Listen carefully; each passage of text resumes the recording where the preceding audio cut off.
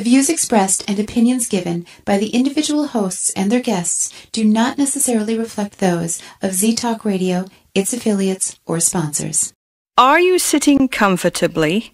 Then we'll begin.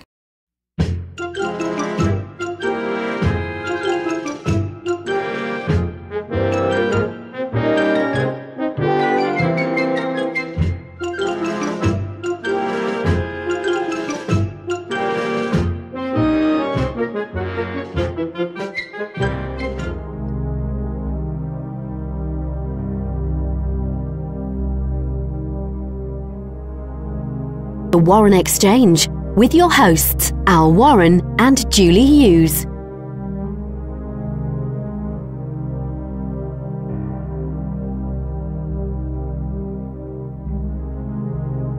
Thanks for stopping by at the Warren Exchange. I'm Al Warren. Tonight, Lucid Dreaming. And joining us tonight is lucid dreamer himself, Robert Waggoner. He's a speaker and an author of 2 books. One's Lucid Dreaming, Gateway to the Inner Self, and Lucid Dreaming, Plain and Simple. And we'll talk about these right after these words.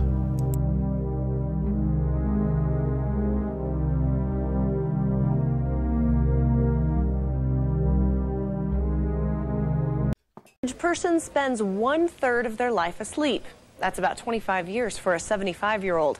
That time is necessary for our survival, though, and it's possible to get more out of those years by taking control of your dreams.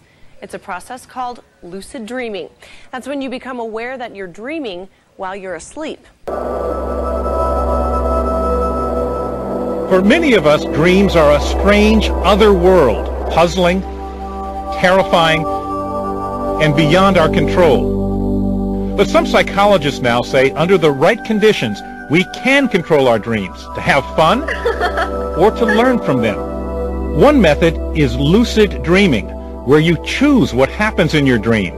Fly through the air, swim with dolphins, tame the monster in your nightmares, speak to a dead relative, anything you want to do, all the while aware that it's a dream. Lucid dreaming is simply a dream in which you know that you're dreaming while it's happening. So you know, this is a dream while I'm having it. And therefore, you can control, you can decide, it's all in your mind, so nothing can hurt you. You're free and you can experiment. Your dreams are up to you, and you can actually change what you decide to do.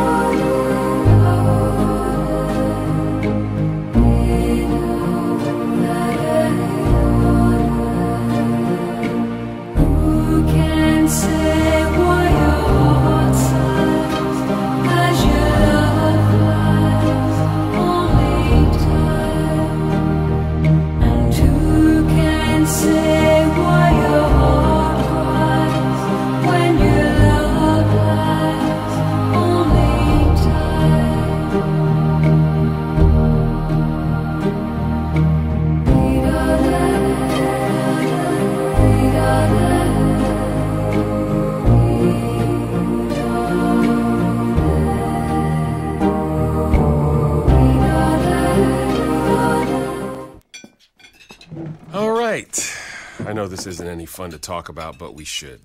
So, who's going to do what? Flashlights? Nowhere to be found. Where to be found. Batteries? Dead. Great. Emergency supply kits? Not packed. No. What about blankets? We have an old towel. Good enough. Cell phones? May not work. Emergency water? Not a drop. And what about food? Nope. Perfect. We all know where we're meeting if we're separated, yeah? The library. Aunt Joan's house. The bus stop. Great. And I'll be waiting here wondering where you all are. Sounds like we don't have a plan. Who's up for mini golf? Winging it is not an emergency plan. Make sure your kids know what to do during an emergency. Who to call, where to meet, what to pack. Visit ready.gov/kids for tips and information. A public service announcement brought to you by FEMA and the Ad Council. Hi, I'm Layla Ali. I might be undefeated in professional boxing, but there's one problem I can't fight alone: childhood hunger. 17 million kids in America struggle with it. That's why the Feeding America nationwide network of food banks gathers surplus food and gets it to hungry kids. Join me in supporting Feeding America and your local food bank at feedingamerica.org. To help solve hunger in your community and to find your local food bank, visit feedingamerica.org. Brought to you by Feeding America and the Ad Council. In all the years that we have known each other, has there been any time that I have ever given you cause or reason to suspect my sanity? And joining us, Robert Waggoner, and thank you for joining us. Oh, Alan, I'm glad to be here. Thank you. So for the listeners that, before we get into lucid dreams and dreams, let's tell them who you are and kind of what you've been doing in the last few years. Yeah, so I'm a person who taught myself how to lucid dream or become consciously aware of dreaming while in the dream state. And I taught myself how to do this back in 1975 when I was a junior in high school. So I've been doing it for basically 40 years. I graduated with a degree in psychology, always had a deep interest in dreaming. Even though I got involved in business, I joined a wonderful organization called the International Association for the Study of Dreams. And the great thing about it, it's kind of an open association in as much as they allow people to join, kind of like the Astronomy Society, I believe. Because just like in astronomy, where an amateur might find a comet or do something incredible, you know, that's also kind of how the state of dreaming is as well, that even people who are amateurs and all can really even make some incredible contributions. So I was fortunate to find that group in 1995 and have been a member ever since. And there I've held the role of the president of the International Association for the Study of Dreams a few years ago. And I do want to say, though, that all my comments today are just my own personal opinion and don't reflect the IASD viewpoint. Yeah, of course. Of course. So you said you taught yourself. How did you do that? Or like what happened to where you thought you'd teach yourself how to do this? You know, so I had a deep interest in dreams and just kind of trying to understand the nature of reality. And so there I was, a junior in high school, reading a book by Carlos Castaneda called Journey to Ixtlan. And so Carlos Castaneda, as many of you probably know, he was a UCLA graduate student who back in the early 60s wanted to study psychoactive plants like peyote and that kind of thing. And so he went down to Arizona to try to find a shamanic teacher and meets this gentleman, Don Juan, who agrees to teach him about plants. But in the process, and in this book, Journey to Ixtlan, Don Juan is teaching him a lot of just new ways of looking at the world and some different techniques to achieve that. And one of them was this idea of becoming consciously aware in your dreams. And so I thought that was kind of interesting. You know, you just never hear anyone talk about becoming consciously aware in your dreams. And so the way that Don Juan told Carlos he wanted him to achieve this was by finding his hands in the dream state and realizing it was a dream.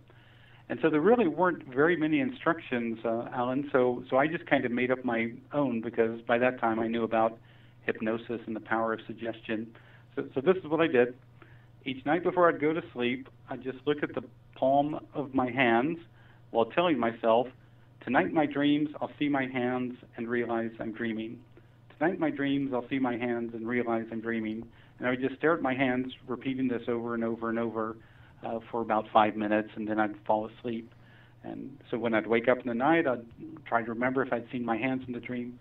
Anyway, 3 nights of doing this before I went to sleep. On the third night, I'm walking through my high school hallway when all of a sudden, just kaboom, my hands popped right in front of my face, and I couldn't believe it. I saw my hands, and I go, "Oh my God, this is a dream. This is these guys over here that look like football players. They're dream figures, and there's a wall over here that I touched that felt so cool and nubby. It's made of dream stuff." And I went on and had an incredible lucid dream that went on for a number of minutes afterwards. And after that, I was just totally hooked on this thing of lucid dreaming or becoming consciously aware in the dream state. Right. Well, so we don't get ahead. Some people are not going to know what the difference is between a lucid dream and a regular dream.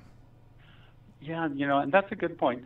So if you can remember a dream from last night, okay, you found yourself in China, and you had to get on an airplane, but you couldn't find your ticket, and they were holding the plane for you, but you couldn't find your ticket. And so, in a regular dream, we just go along with whatever happens. We never ask ourselves, what am I doing here in China, or where am I flying to, or any of that kind of thing. We just accept what the story is, go along with it, and we just kind of react to it. But in a lucid dream, you'd have this moment where suddenly it would occur to you, wait a second, what am I doing in China? I don't live in China. Oh, this must be a dream. So in a lucid dream, you get that moment of awareness where you suddenly realize that this can't be. It's too impossible, it's too strange, and you realize, I'm dreaming, this is a dream.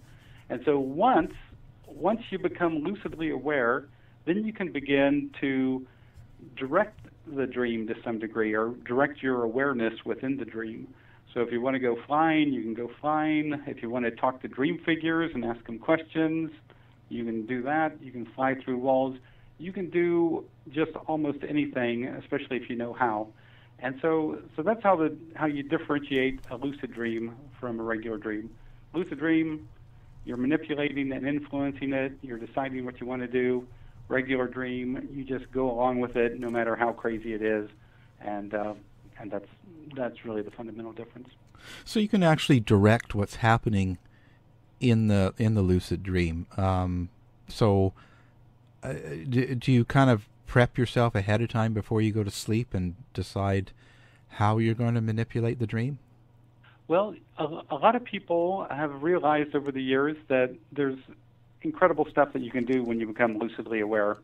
So I taught myself how to do this in 1975, and the scientific proof didn't come out until 1980. So in the first 5 years, I just kind of used it as a playground of the mind. I'd fly around, I'd go through walls, I'd have fun with dream figures and that kind of thing. But later on, as I went deeper and deeper into it, I realized that in lucid dreams you could, for example, access inner creativity. You're consciously aware there in the subconscious mind of dreaming, and so you can access your inner creativity. Later I realized you could communicate with a larger awareness. You could even use it for things like emotional and physical healing if you knew how. And so the beautiful thing about lucid dreaming, it's an equal opportunity tool. If you have an interest in electronics, you can use lucid dreaming to investigate that. If you have an interest in, being a great musician, you can use lucid dreaming for that. And so oftentimes I would create ideas to achieve in the lucid dream during the wake state, so I would kind of be able to think it all out. Because when you become consciously aware in the lucid dream, sometimes your thinking isn't as clear necessarily as it is when you're awake. And so sometimes you would make up experiments in the lucid dream state that weren't really very valid ones. So it's much better to make it up when you're consciously aware in the waking state, and then you can remember what the experiment was and conduct it in the lucid dream. So literally, sometimes I'd have a plan to achieve when I would become lucid, but other times I'd just wing it and see what came. Well, and you mentioned about scientific. So has lucid dreams been scientifically proven? Yeah, that's the incredible thing. But back in 1980, it was either 1980 or 81, I think it was January of that year, I was at my university library at Drake University, and I saw the Psychology Today, and there was a story by this guy, Stephen LaBerge, who got his doctorate at Stanford, and he had provided evidence, the first really solid evidence for lucid dreaming. And this is how he did it.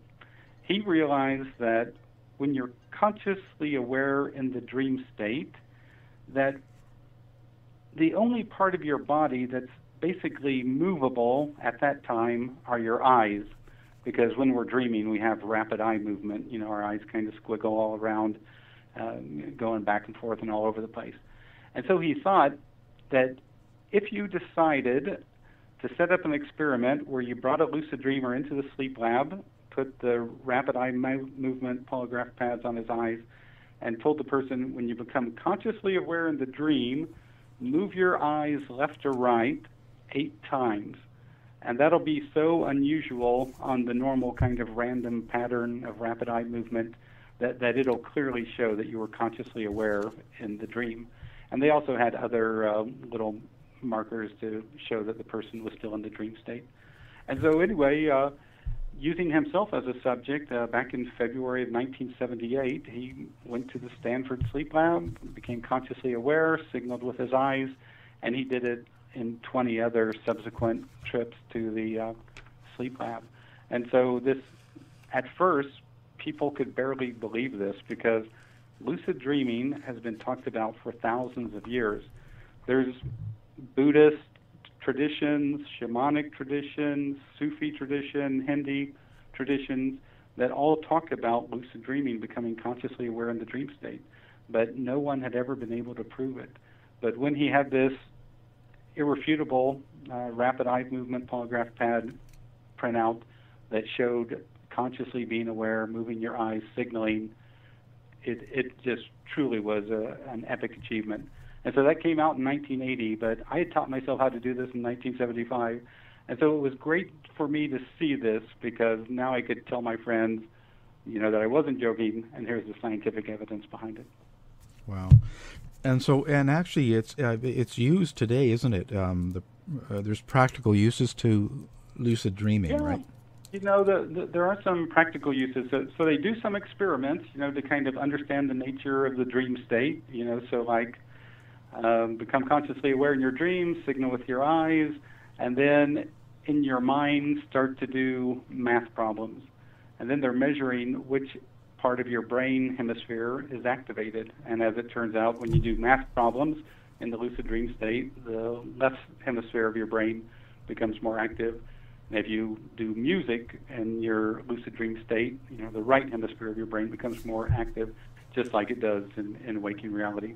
And so you can do experiments, but you can also, you know, to understand the nature of dreaming, but you can also use it for something that I think is really important, and that's basically emotional healing. For example, some therapists have used lucid dreaming as a way to help people who have post-traumatic stress disorder, or PTSD. So one of the common symptoms of PTSD is recurring nightmares.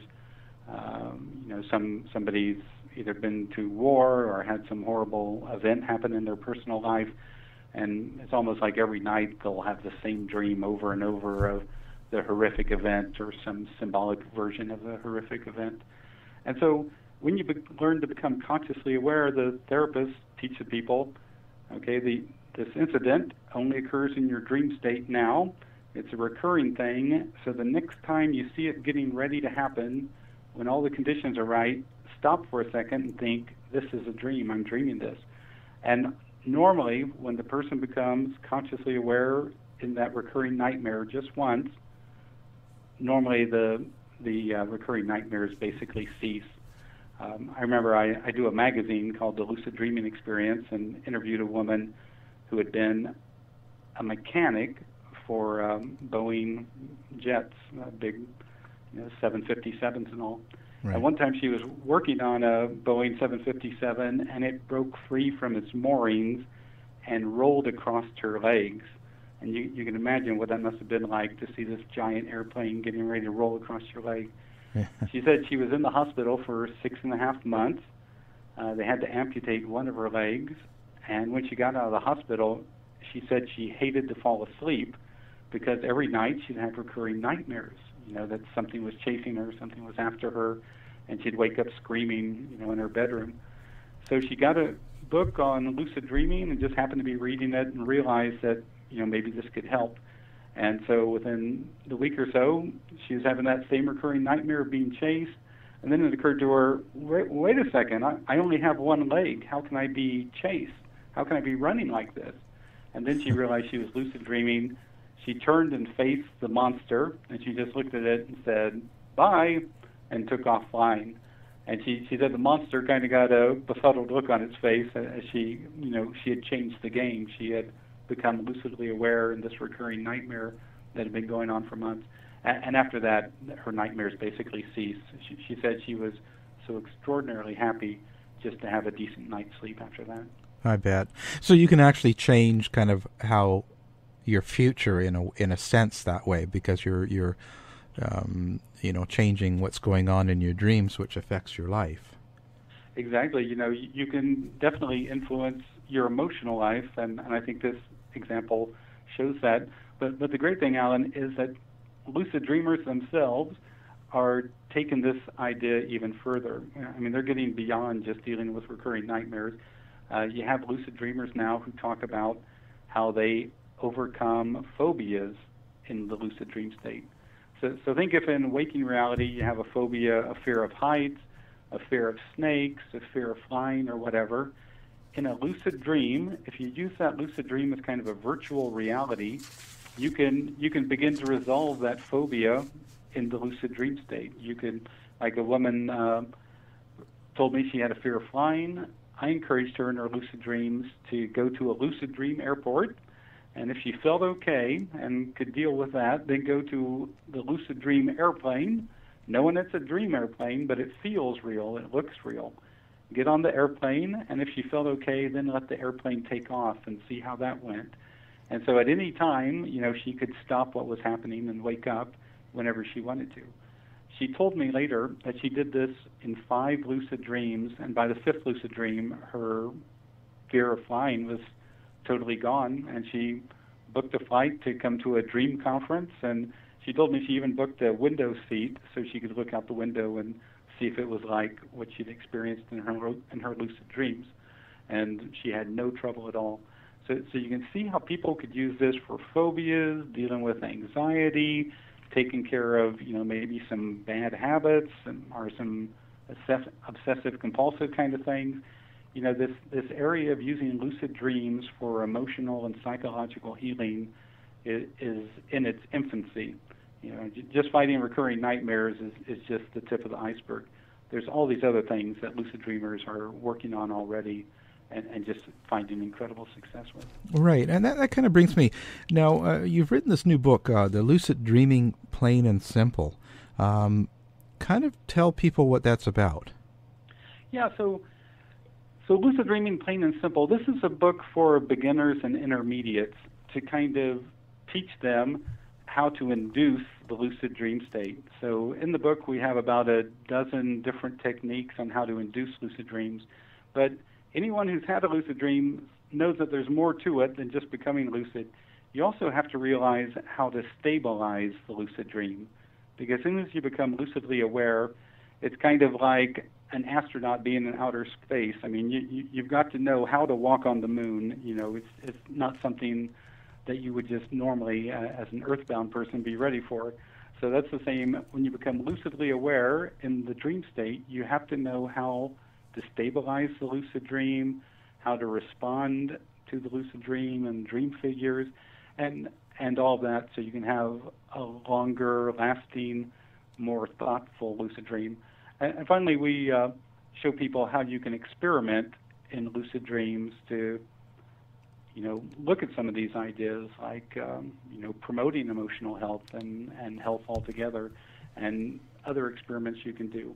And so that's the whole book. We want to give people a very rounded introduction to lucid dreams. We include all the new science about lucid dreams, and there's just been some incredible science of lucid dreams lately on what the brain looks like when you're lucid dreaming, and how some scientists call it a unique hybrid state of consciousness, because the dreaming part of the brain is active, but also parts of the cerebral cortex are active simultaneously. So this book is really helping prepare the person, because Louis Pasteur said chance favors the prepared mind. And if you read this book, you'll be prepared to lucid dream. Now, you mentioned emotional issues, but you've also got a chapter in the book about the healing of the physical body. So how has that worked for actually healing something in your physical, like your leg or arm? Yeah, it's a real fascinating area, and I think it's actually supported or implied by the science. So this gentleman, Stephen LaBerge, who's kind of the pioneer of lucid dreaming on a scientific level, he did some other experiments as well, looking at how the body responds by lucid dream actions. So, for example, he'd have people in the sleep lab become lucidly aware, signal with their eyes, hey, I'm aware here in the dream. Then he would have them signal that they were ready to begin the experiment, and then signal again with their eyes.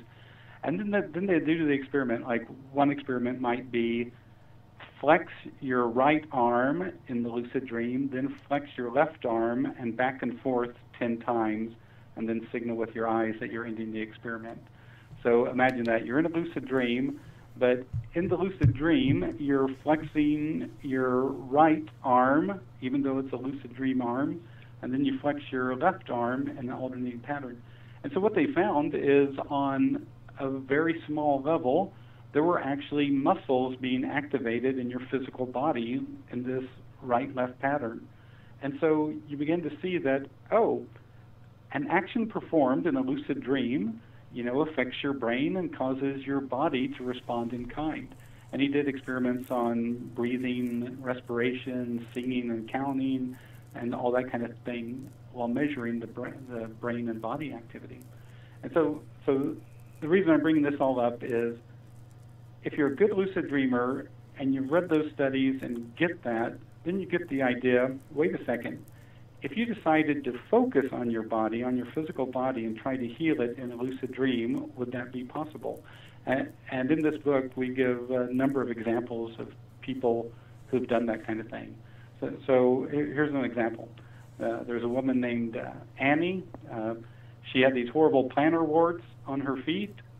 For months she'd been trying to visualize these things to go away. She met a friend of mine who's a lucid dreamer who suggested that she try in a lucid dream to get rid of them. And so she became lucidly aware in a dream. She remembered that she wanted to heal her plantar warts. And so in the lucid dream, she created a ball of light between her hands, so a ball of healing light between her hands, put it over each of her dream feet, intending for them to be healed by this healing light, and then she woke up. And when she woke up in the morning, she looked at her feet, and overnight, all of the plantar warts had turned black, and within 10 days, they all fell off, and they never returned. So you can see here, by focusing your intent and doing that, you could affect your physical body. And so in this book, we have a number of examples, and in my first book, Lucid Dreaming, Gateway to the Inner Self, there I also have about a dozen examples of people who have done it. But the amazing thing is, Alan, that every month in the magazine that or every quarter in the magazine I co-edit, the Lucid Dreaming Experience, each issue there's a person or two who will send in a lucid dream about how they healed something. It might be a cold, it might be a rotator cuff injury, it might be,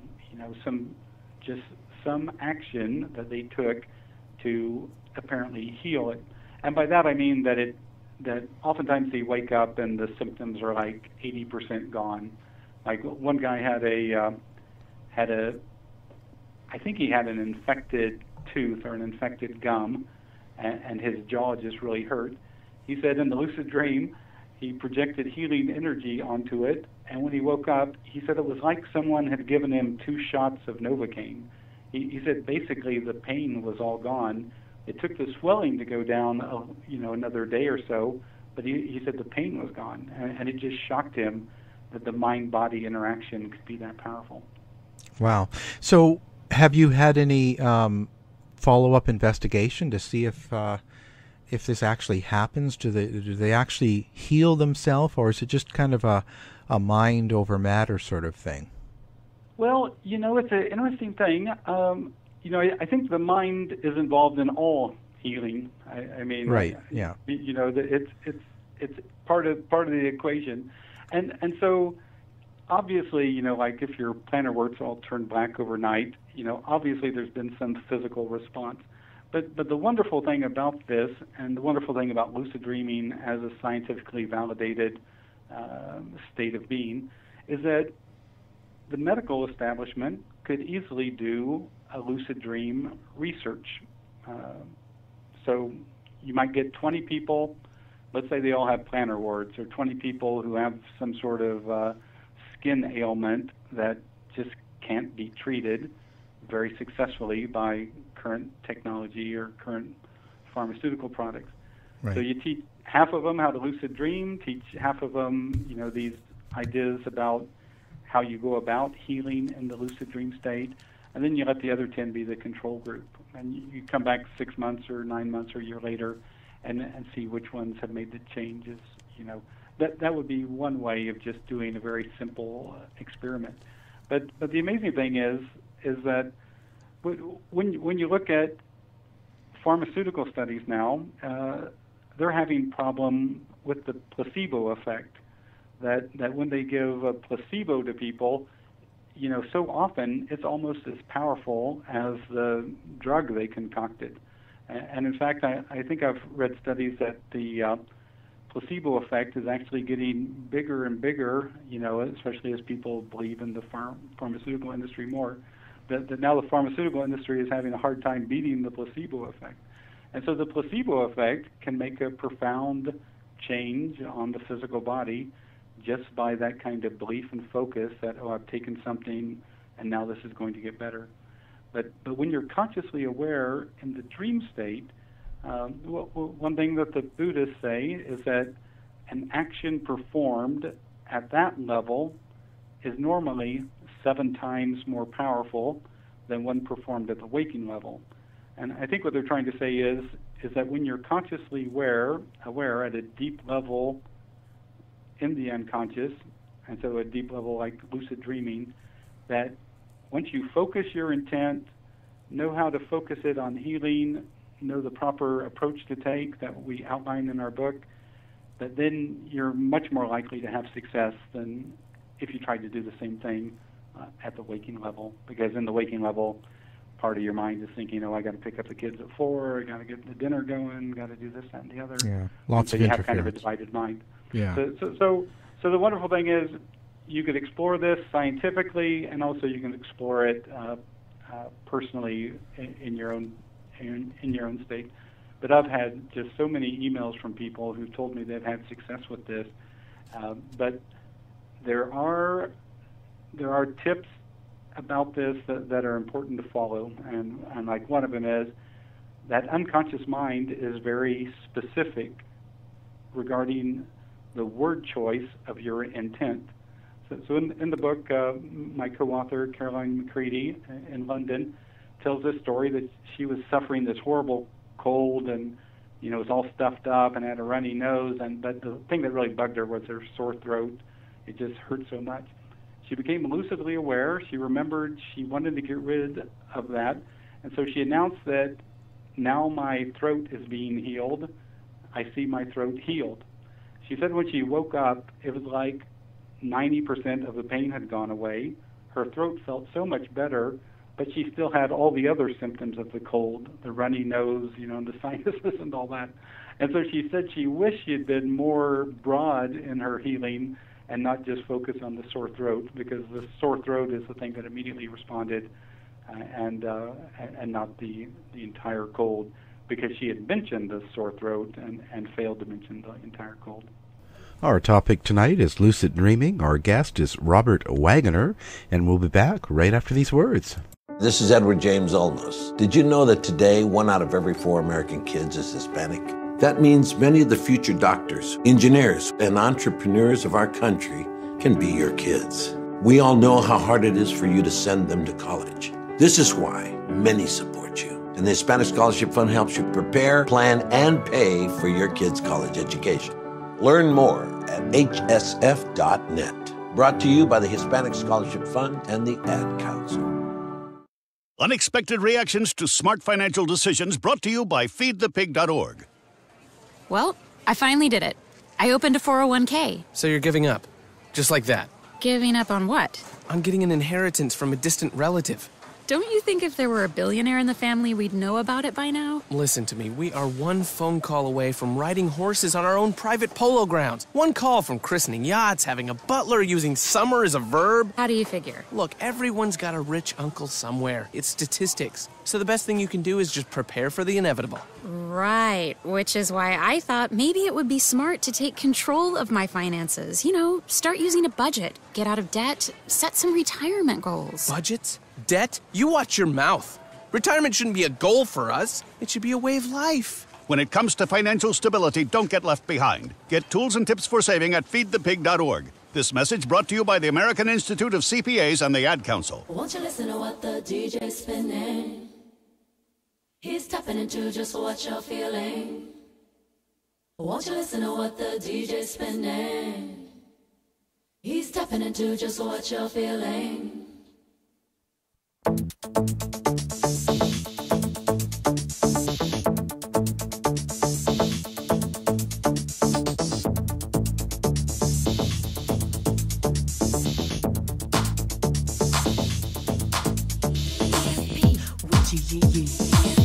Runs right through me.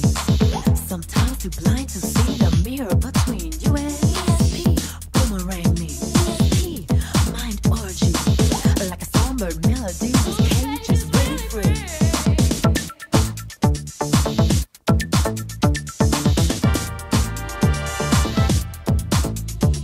ESP, hypnotize me. ESP, 3D styling. I rock a mic for your smiley cause it's really recommended quite highly. DJ's spinning. He's tapping into just what you're feeling. Won't you listen to what the DJ's spinning? He's tapping into just what you're feeling. Supernatural. Perhaps. Supernatural. Perhaps. Supernatural. Perhaps. Supernatural.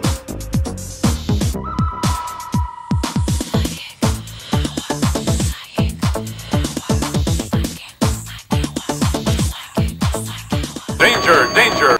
How does modern medicine react toward this? Like, doctors and mainstream, are they sort of taking this on, or are they just sort of not? They're ignoring it. It's interesting. It's getting out there. I mean, conceptually, this is kind of a big idea for a lot of lucid dreamers. Most people, when they become aware in a lucid dream, they just play around. They go flying, they have fun, they talk to dream figures, they go through walls, they just do whatever they want. And it never occurs to a lot of them, so there's kind of this conceptual barrier. I remember I'd get on lucid dream forums when my first book, Lucid Dreaming Gateway to the Inner Self, came out, and I'd bring up some of these ideas like physical healing in a lucid dream. And people were horrified. Oh, you can't do that in a lucid dream. Oh, that's impossible. Well, maybe you could deal with an emotional issue, but a physical issue, oh, you're crazy. And I told them, look, people are doing this. But there's that conceptual barrier. If you as a lucid dreamer have never considered this, if you as a lucid dreamer have never thought about how to approach it in a successful manner, like I outline in these two books of mine, you're not going to really understand how to go about it. But think of that research by Stephen LaBerge. He asked to see, lucidly aware, would there be muscle movement in your right and left arms in an alternating pattern? And he found it. Would your brain hemispheres change if you were counting in a lucid dream versus when you were singing in a lucid dream? And it appeared.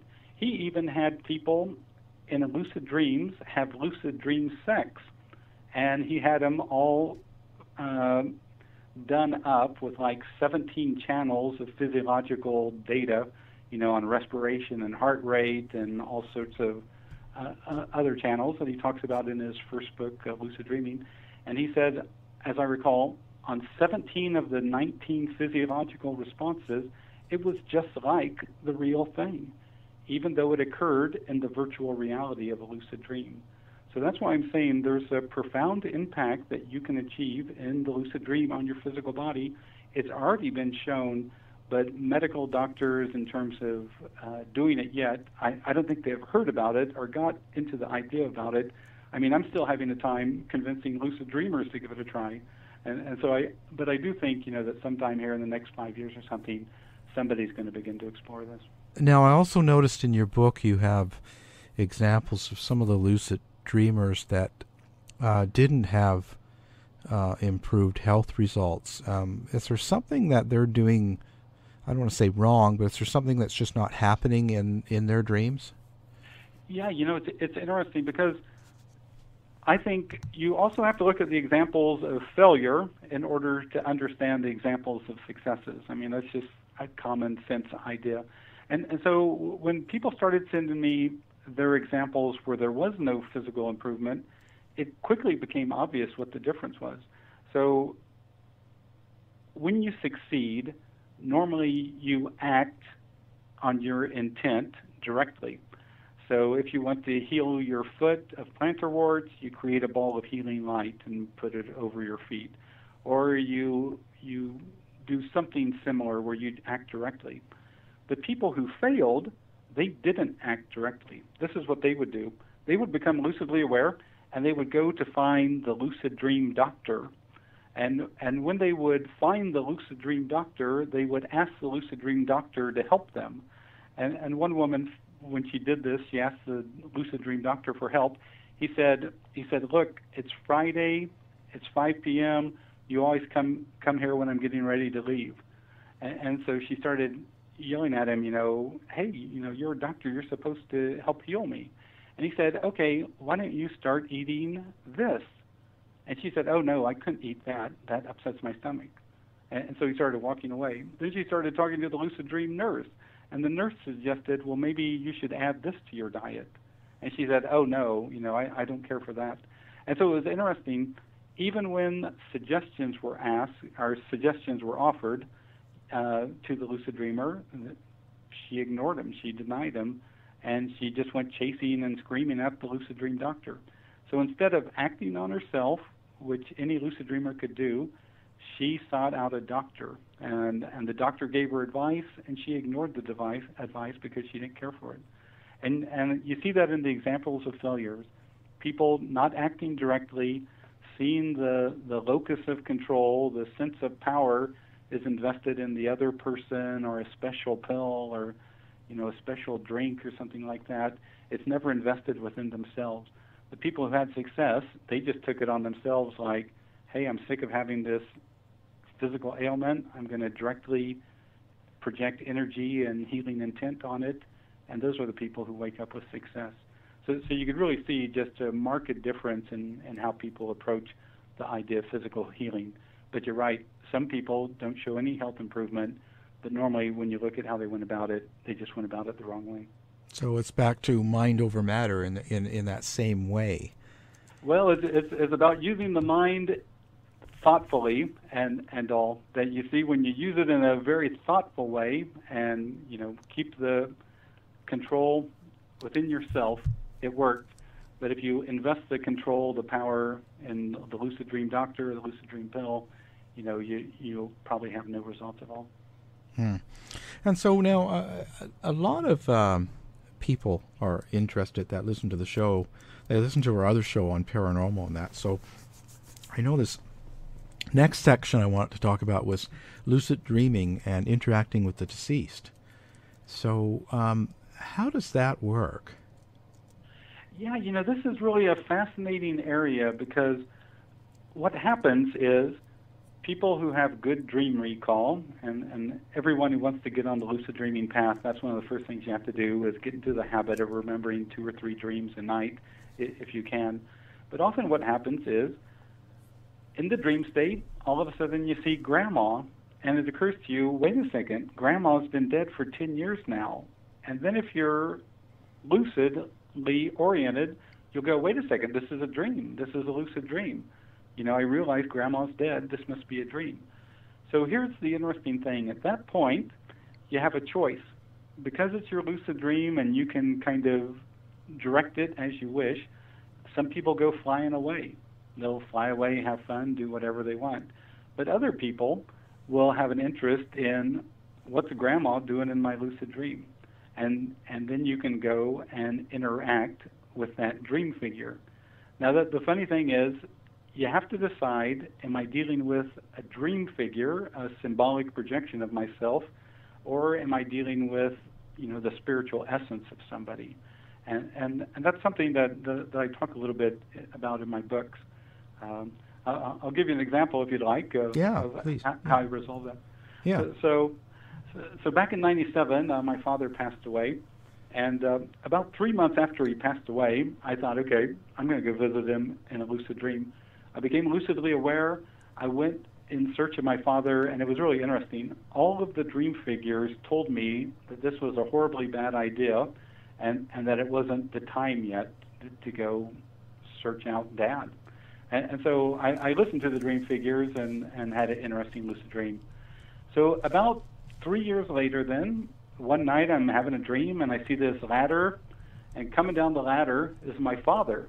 And the first thing I started to do was laugh because I knew it was a dream, but I realized that he had such a bad haircut. And I thought, this poor guy can't even get a good haircut in the after-death state. but as I thought about that, it occurred to me, well, wait a second. Is this my father as a spiritual being who's been passed away for a few years? Or is this my father just a projection, just a dream figure, a symbolic projection of myself? And that's when I realized that there's a way of resolving this. So we greeted each other. And then I said to my dad, I said, so Dad, you're from the land of the dead.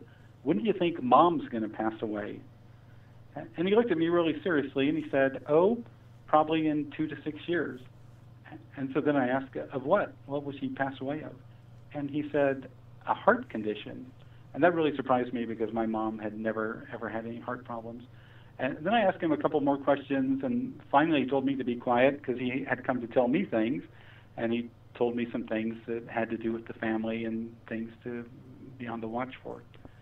So anyway, when I woke up, I wrote down the lucid dream, and I thought, well, I have to wait 2 years to see if this was really my father or not. 23 months later, almost 2 years exactly, my mom went to the hospital and almost died of a heart condition. And then I think it was about 3 years after that, in this 2 to 6 year time period that my father had said was a dangerous time period, she went to the hospital and almost died again, and this time she was taking a prescription drug that was later shown to damage the heart, and she almost died again, but she made it through that one. So in any case, when you have that kind of interaction, so I'm not saying every deceased person just naturally knows the future, but when you ask the question, that has to do with family matters, they're probably more likely to have some insight into family matters. You could ask them something like, what was the name of your first girlfriend when you were in high school or something like that? And then you could ask the surviving aunts and uncles or whomever, this is what I heard in the lucid dream, is that true? And they all might start laughing because, of course, you got the right answer. But that's how interesting this issue is. You become lucidly aware oftentimes when you see a deceased person. So you're thinking that you're actually contacting the deceased when you have the lucid dream, then? Well, I think there's a way, again, that you can determine whether it's just a symbolic projection, kind of like a cast of characters, like Hollywood, the 1,000 cast of characters, or if it's truly the person. For example, if you were having a dream that it was Thanksgiving and all of a sudden in the corner you saw Grandma, Grandma might be there because you're having a dream about Thanksgiving and she's associated with Thanksgiving because she always cooked up Thanksgiving for everybody. I mean, there it might be a projection. But when you're lucidly aware, you have the capacity to talk to dream figures and see how intelligent, responsive, and aware they are. Sometimes when you're lucidly aware, you'll go up to a dream figure and you'll ask it a question, and it'll just turn away and walk off. Sometimes it'll respond with gibberish, But other times, like you go up to a dream figure and you say, hey, do you know I'm dreaming you? And the dream figure will respond, how do you know I'm not dreaming you? and one time a lucid dreamer had this interchange where she went up and said, hey, do you know I'm dreaming you? And the dream figure responded, how do you know I'm not dreaming you? And so then the lucid dreamer thought, okay, well, look, I can fly. And then the dream figure said, well, look, I can fly too, and started flying. And then the lucid dreamer said, well, look, I can do this. And the dream figure said, well, I can do that as well. So what you realize is there's this whole range of dream figures. Some of them seem hollow or empty. I mean, I think these are truly projections of your mind. But occasionally, especially when you're dealing with deceased dream figures, they'll seem much more consciously aware. They'll look you in the eye. If you ask them an intelligent question, they'll give you an intelligent response. But if they don't, then they're probably just a product of your subconscious mind. So, is there a place that you search for them? Like when you're in the dream and you're being lucid dreamer, is there a place you search, or you just think of them and they come up? Does that mean that they're in a place after death? This is really interesting. Really interesting set of questions, because in my first book, Lucid Dreaming Gateway to the Inner Self, which is really a book for advanced lucid dreamers, I have an entire chapter on interacting with the deceased in lucid dreams.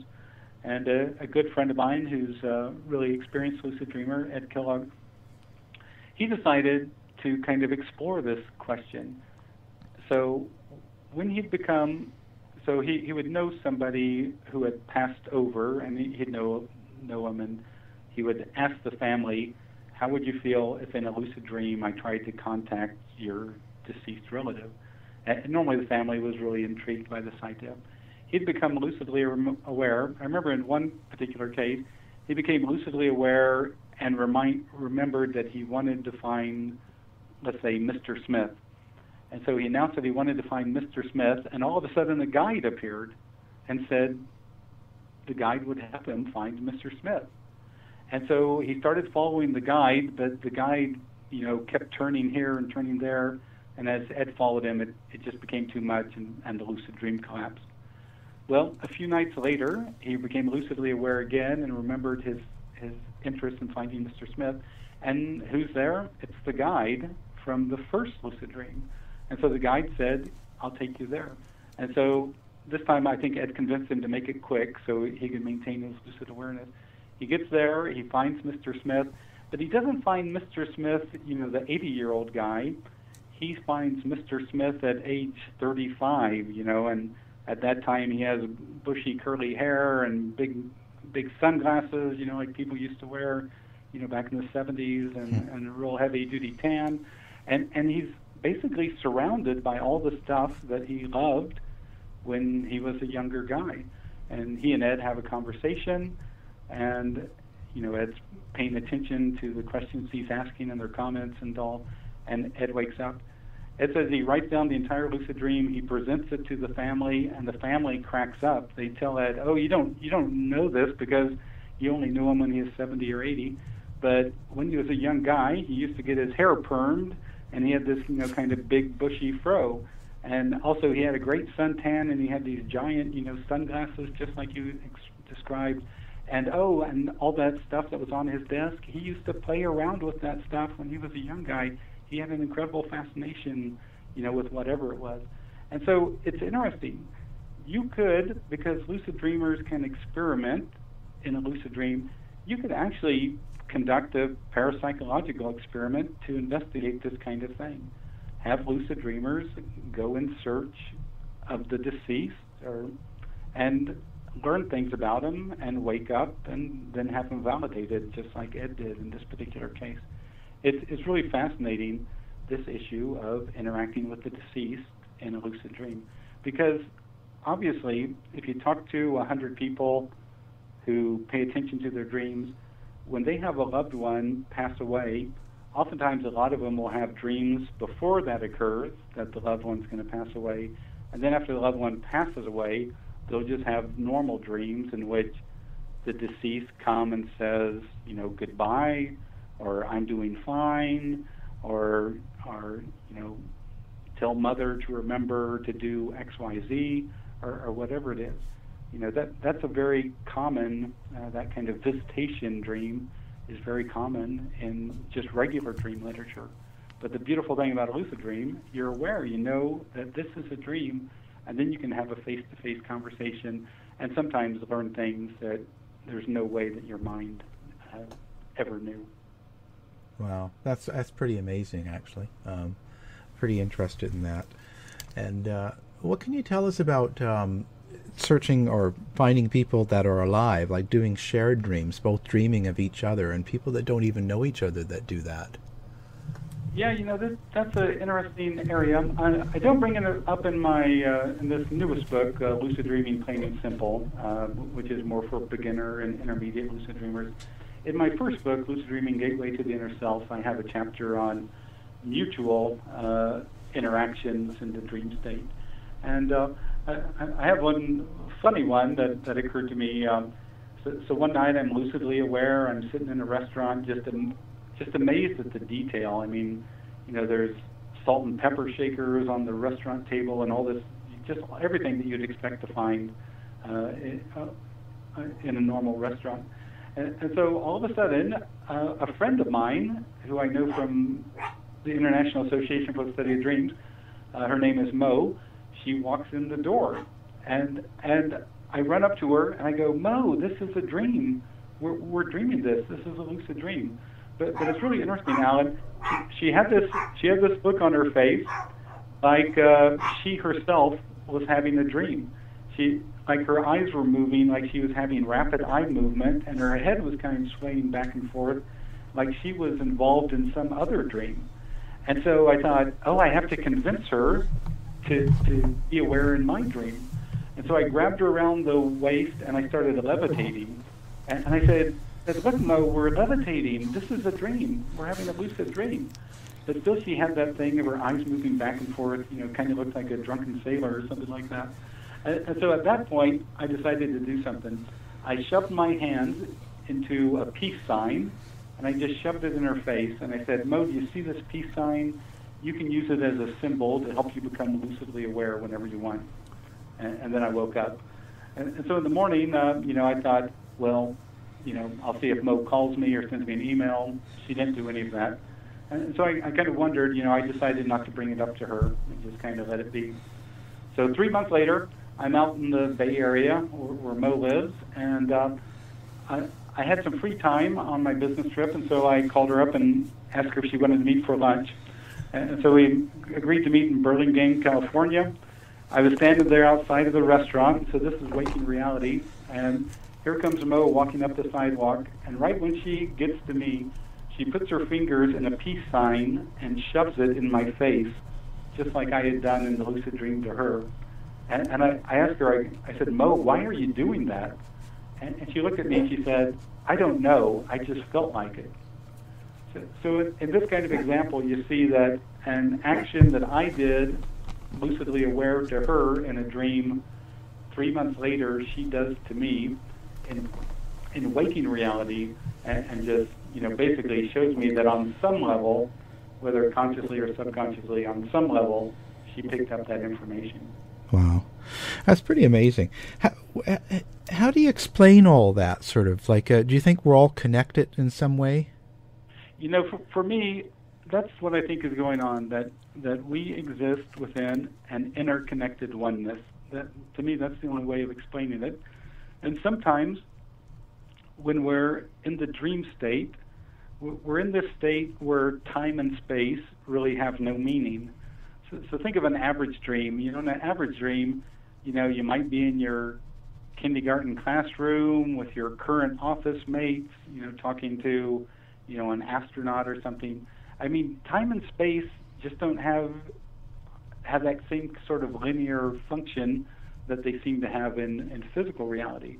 And so when you're lucidly aware, you can begin to explore time and space. And I think because of this kind of interconnected oneness, whether you want to call it a collective unconscious or a universal mind or a matrix or whatever, that on some level we're connected, and in lucid dreams we can experiment with this and play around with it. And so now, when people have bad dreams or nightmares, and can they use this to kind of control them or stop them? Yeah, so oftentimes, a bad dream is really a dream that's waiting for a proper resolution. It's waiting for some response to resolve it, and then that kind of bad dream, especially if it's a recurring dream, will come to a conclusion. But Carl Jung came up with the idea that in some dreams we were dealing with the shadow. And so the shadow, as he thought about it, were the denied, ignored, repressed parts of ourself that we often didn't want to face, and that's why it was in the shadows position, which is normally behind us. So when you're being chased by the boogeyman, it's behind you. You probably don't even look at it. You just know in your mind, oh, I'm being chased by the boogeyman, but that's part of that bad dream. But the interesting thing is, when you have lucid dreamers who become consciously aware, like I remember one woman, her therapist had taught her how to become lucidly aware because she was being chased by 3 women in this recurring dream, and it was driving her crazy. So she became lucidly aware. She turned and faced the 3 pursuers, and she asked them, who are you? Why are you chasing me? And when she did that in her lucid dream, the 3 chasers said, oh, we're your anxieties. You call us to you. And so you could see how, this kind of bad dream that had been throughout her life was just basically her anxiety chasing her. And if she wanted to be rid of her anxiety, she needed to work with her therapist to, overcome her anxiety. And so oftentimes these bad dreams, it's just something that needs our attention. It needs to be resolved. It's a shadow issue. And the beautiful thing, once you resolve it, and I've seen this happen in lucid dreams, is oftentimes the best way in a lucid dream of interacting with a negative figure or an angry, destructive figure is just to project love and compassion and understanding from your heart. And so, imagine this. One time I saw a black Rottweiler in my lucid dream. It's snarling at me. It looks like it's going to attack me. But then I thought, I'm just going to project love and compassion on it. And as I did, it began to shrink down. And as it shrank down, I think finally it became a dachshund like we had when I was a kid, a little wiener dog. And I picked it up and took it flying around the dreamscape. And so you realize that in a lucid dream, you can resolve some of this inner emotional energy. It might be your fear of failure. It might be, your anger at, something that happened to you in your life. But it's being projected out there by your mind in the dream state. And if you become lucidly aware, you finally have a chance where you can resolve it. And I've seen people resolve this and just gain incredible energy back once they resolve these issues. Yeah. Is there some sort of steps that people should take when they're starting to do this or starting to dream and be aware, like you said, to write down, to remember and stuff? Is there something in particular they should do? Right, yeah. So the first thing, of course, is becoming aware of your dreams, because you're not going to become a lucid dreamer if you don't have pretty good dream recall. And so keeping a dream journal by your bed. Sometimes in the middle of the night when I wake up, I don't write out the entire dream. What I do instead is I'll just write down a few notes, so in the morning I can remember what the dream was about.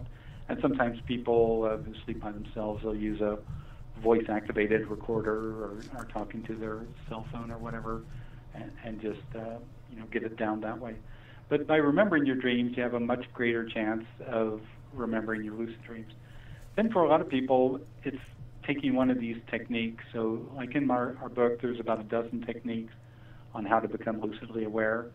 And using one of these techniques, normally I encourage people to use them for 3 or 4 weeks.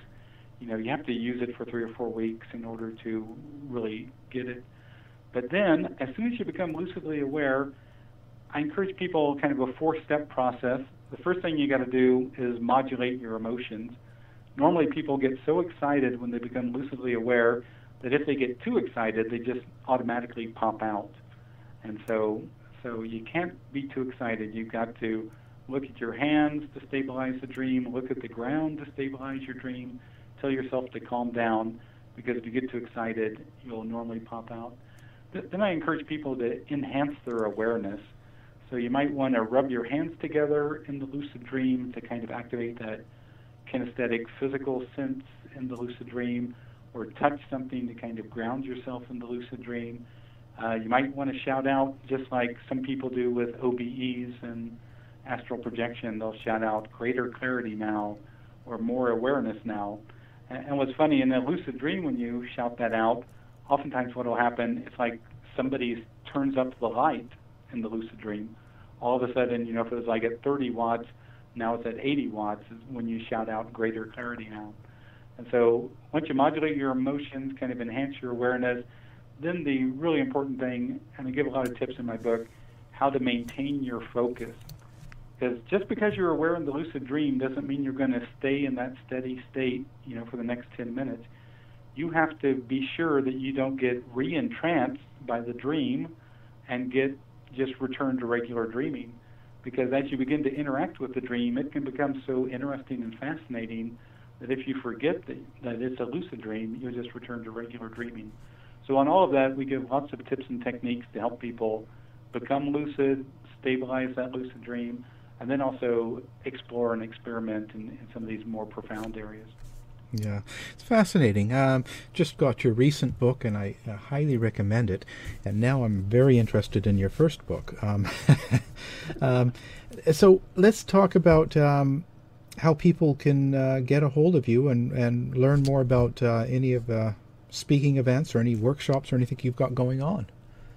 Yeah, so my main book website is lucidadvice.com. So that's one word, lucidadvice.com. And there they can read about the books. There's even a place where people can submit questions and I'll respond to, especially if they're about lucid dreams. I just don't want to respond about any question, but lucid dreams I'll respond to. And then I also have a online magazine called the Lucid Dreaming Experience that I've been co-editing for, 15 years now. A good friend of mine created this quarterly magazine, the Lucid Dreaming Experience. Basically in every issue, I interview an experienced lucid dreamer because it's so fascinating. Everyone has their different focus. Some people use lucid dreaming to become better artists. Some people use lucid dreaming, to explore the nature of space and time. Some people use it, to heal themselves or their emotional self. And so I interview people. There's articles. There's reader-submitted lucid dreams, and it's really a fascinating magazine. But if you go to luciddreammagazine.com, you can see all the incredible lucid dreams there, and also sign up if you want to get that magazine. But so lucidadvice.com, that's where you can learn about the books, and of course you can find the books on Amazon, Barnes & Noble, the Apple iTunes store, and at your local bookseller if you just ask for Lucid Dreaming Books by Robert Waggoner. Finally, I did want to mention that here in March, let me see when that'll be, March 20th, 2015, I'll be at the East West Bookshop in Mountain View, California. And on Friday, I'll give a free talk. And then on Saturday, I'll have a workshop for beginners. And on Sunday, a workshop for advanced people. And the workshops, of course, cost something. Then April 25th, I'll be in New York City with the International Association for the Study of Dreams, giving a talk. And then on April 26th, I'll be in New York City with Evolver, evolver.net or evolver.com is having me do a workshop. And then in May, I'll be in Seattle giving some talks at Evergreen State College and University of Washington Basel. And so the beautiful thing about lucid dreaming has been scientifically validated, but you have to really open up your mind and conceptually explore. And that's why I wrote a book. It's because I'd been lucid dreaming for 35, 40 years when I started to write books. And I just felt like by that time I had a lot of experience and could help this new generation of lucid dreamers really get the most possible out of it. Fantastic. We'll also have all that linked to our website, and also post a link to purchase your book. It's been a pleasure, and I hope to have you back again. Okay, it's been a lot of fun too, and I'll tell you, lucid dreaming is a revolutionary psychological tool. You know, the scientific evidence came out in 1980, but we're getting to lucid dreaming 2.0 now, where people are starting to figure out how you can really use this, not only to influence and better your life, but also explore the nature of consciousness, the nature of the mind, the nature of the psyche. And so I'm really excited to be part of this lucid dreaming revolution.